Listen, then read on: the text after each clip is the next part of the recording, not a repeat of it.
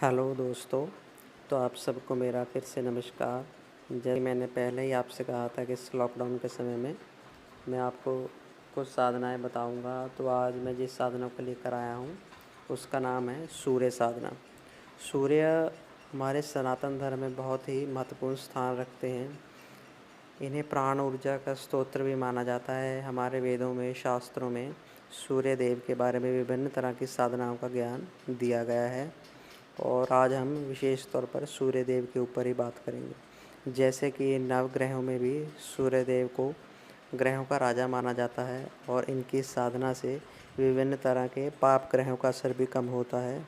और जब हमारे जीवन में खास करके हमारे मान सम्मान पर बात आ जाए, जब शत्रु हमें ज़्यादा तंग करते हों, तो सूर्य देव की साधना से मान सम्मान और यश में भी वृद्धि होती है।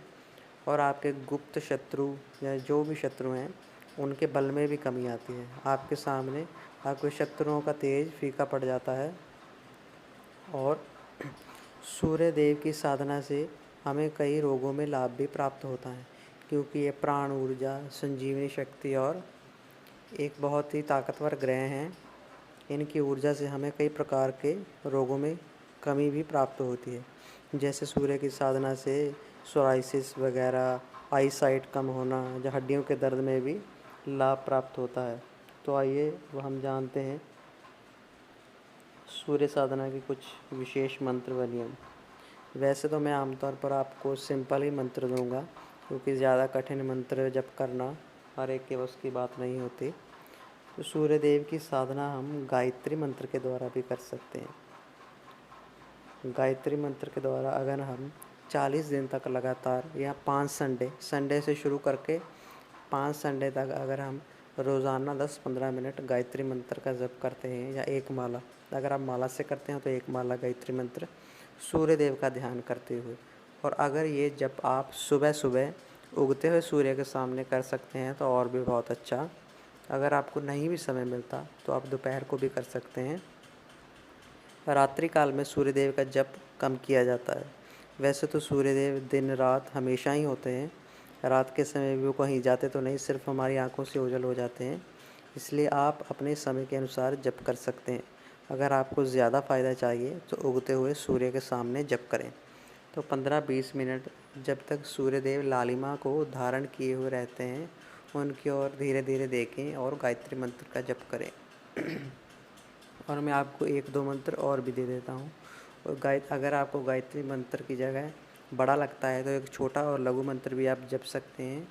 ओम ह्रीं सूर्याय नमः। ओम ह्रीं सूर्याय नमः। आप इस मंत्र का जब भी एक माला या 15-20 मिनट तक कर सकते हैं। और अगर आप सूर्य देव की साधना आरोग्यता प्राप्त करने के लिए करना चाहते हैं तो उनका एक और मंत्र है जो मैंने कई बार लोगों को बताया है, और विभिन्न तरह के लाभ भी लोगों को इस मंत्र से हुए हैं।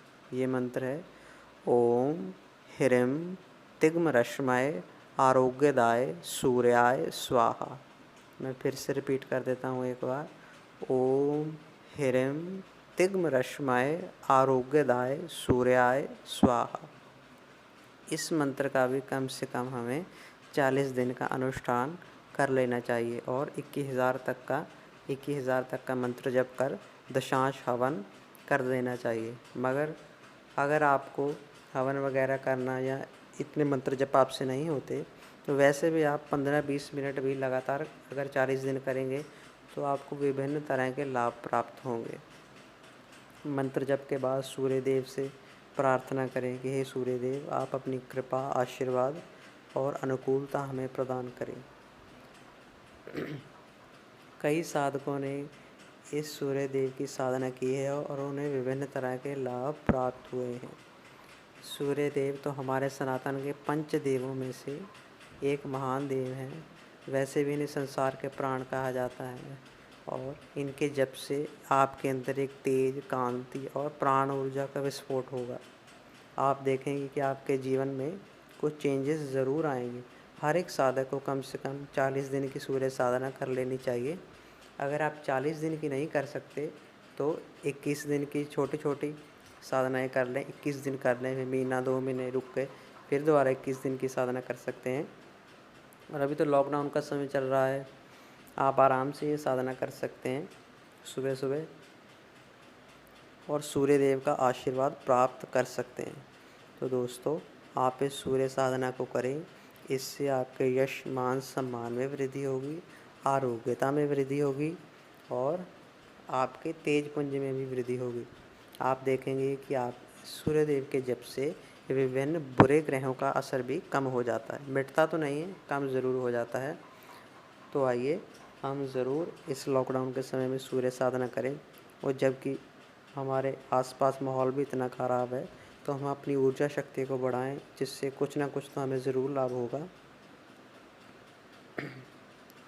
तो दोस्तों, आज आप सबके लिए इतना ही।